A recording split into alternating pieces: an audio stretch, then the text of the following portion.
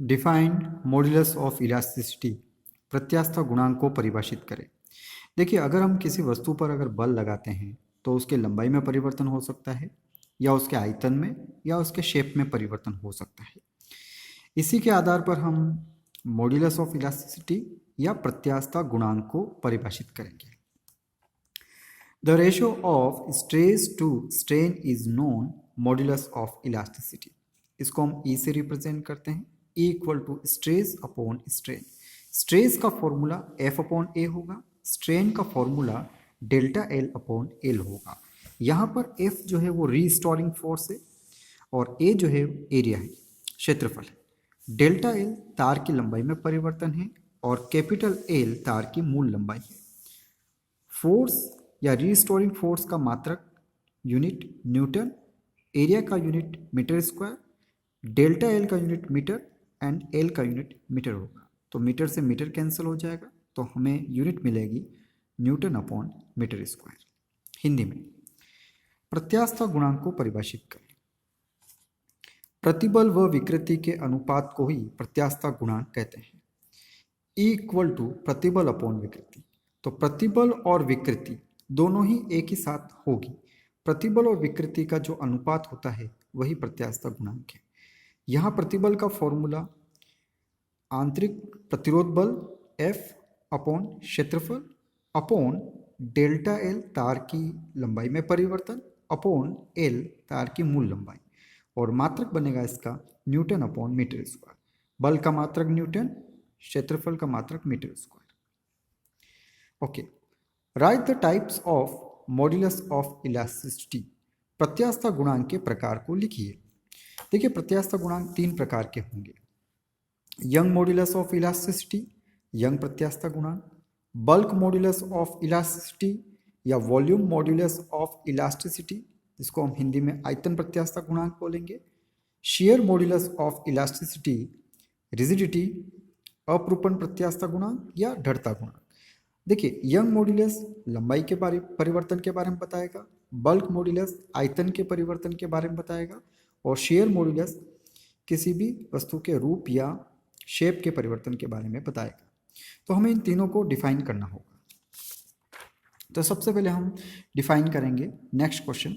Define Young modulus, bulk modulus and rigidity या shear modulus of elasticity. Young प्रत्यास्थ गुणांक, आयतन प्रत्यास्थ गुणांक व अपरूपण प्रत्यास्थ गुणांक को परिभाषित कीजिए।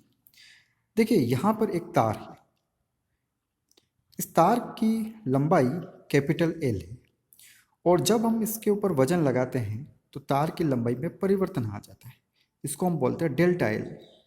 और एक बल हमेशा ऊपर की तरफ लगेगा जो तार को अपनी पहले वाली अवस्था में लाने का प्रयास करेगा। तो इसी बेस पर हम यंग मॉड्यूलस को डिफाइन करेंगे। y इक्वल टू अनुदैर्ध्य प्रतिबल अपॉन अनुदैर्ध्य विकृति। तो यंग मॉड्यूलस को हम y से रिप्रेजेंट करते हैं। तो अनुदैर्ध्य प्रतिबल व अनुदैर्ध्य विकृति का जो अनुपात होता है वही यंग प्रत्यास्थ गुणांक कहलाता है। The ratio of longitudinal stress to longitudinal strain. Okay, stress का फॉर्मूला F अपॉन ए, यहाँ पर F रीस्टोरिंग फोर्स है जो रेड कलर में मैंने बता रखा है।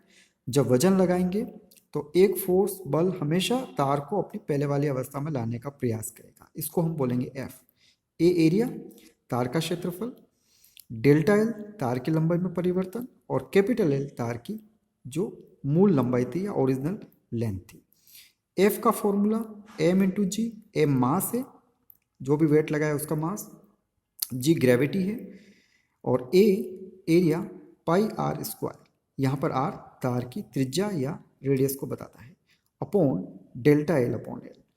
इस एल को हम जी के साथ मल्टीप्लाई कर सकते हैं, और डेल्टा एल को आर के साथ मल्टीप्लाई करेंगे तो यंग प्रत्यास्थ गुणांक का formula y equal to M G L upon pi R square delta L बनेगा। आप ध्यान रखें, आप अगर रबड़ को भी खींचते हो तो एक फोर्स हमेशा ऊपर की तरफ या आपके हाथ के ऊपर लगेगा जो रबड़ को पहले वाली अवस्था में लाने का प्रयास करेगा। इसको हम बोलते हैं अनुदैर्ध्य प्रतिबल या लॉन्गिट्यूडनल स्ट्रेस, ठीक है। और रबड़ को खींचते हैं तो उसकी लंबाई में परिवर्तन हो जाता है, उसको ही हम बोलते हैं अनुदैर्ध्य विकृति या longitudinal strain. Okay, next definition. आयतन प्रत्यास्थता गुणांक या बल्क मॉड्यूलस ऑफ इलास्टिसिटी, जिसको हम वॉल्यूम मॉड्यूलस ऑफ इलास्टिसिटी भी बोलते हैं, इसको हम के से रिप्रेजेंट करते हैं।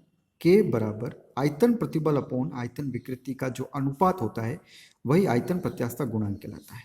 The ratio of volume stress upon volume strain. ठीक है, के इक्वल टू स्ट्रेस का फॉर्मूला हम सभी को पता है, एफ अपॉन है। एफ यहाँ रिस्टोरिंग फोर्स है या इंटरनल रिएक्शन फोर्स है या आंतरिक प्रतिरोध बल है। ए यहाँ पर एरिया है। डेल्टा वी वॉल्यूम में चेंजेस है और वी ओरिजिनल वॉल्यूम है। अगेन मात्रक होगा न्यूटन अपॉन मीटर स्क्वायर। तो देखिए ये एक बॉल है, इस बॉल के ऊपर चारों तरफ अगर बल लगता है तो इसका आयतन वी से डेल्टा वी हो जाता है। ठीक है, और एफ जो होगा वो बल रिस्टोरिंग फोर्स जो बॉल को अपनी पहले वाली अवस्था में लाने का प्रयास करेगा। ए यहाँ पर इसका एरिया है। सो आपको ये समझ में आ गया होगा कि F upon A upon delta V upon V कैसे आया। नेक्स्ट परिभाषा डेफिनेशन, अपरूपण प्रत्यास्थता गुणांक या रिजिडिटी। इसको हम ईटा नाम के साइन से रिप्रेजेंट करेंगे। ईटा इक्वल टू अपरूपण प्रतिबल अपॉन अपरूपण विकृति का जो अनुपात होता है उसको ही अपरूपण प्रत्यास्थता गुणांक कहते हैं। The ratio of shear stress to shear strain, again unit newton upon metre square. जैसे यहाँ पर एक बॉक्स है, इस बॉक्स के ऊपर अगर आप इस तरह से ऊपर की तरफ बल लगाते हो, एफ ब्लू लाइन में जो बता रखा बल, तो एक फोर्स एफ बॉल बॉक्स को अपने पहले वाली अवस्था में लाने का प्रयास करेगा। इसको हम बोलेंगे shear स्ट्रेस या अपरूपण प्रतिबल।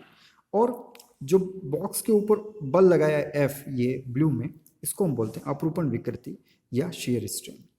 तो देखिए हमने तीनों मॉड्यूलस ऑफ इलास्टिसिटी की डेफिनेशन देखी। यंग मॉड्यूलस लंबाई के बारे में बताता है, बल्क मॉड्यूलस या वॉल्यूम मॉड्यूलस वॉल्यूम या आयतन के बारे में बताता है, shear मॉड्यूलस या रिजिडिटी या ढरता गुणांक जो होता है वो शेप के बारे में बताता है। तीनों क्वेश्चन को आप नोट करें और समझें। Thank you.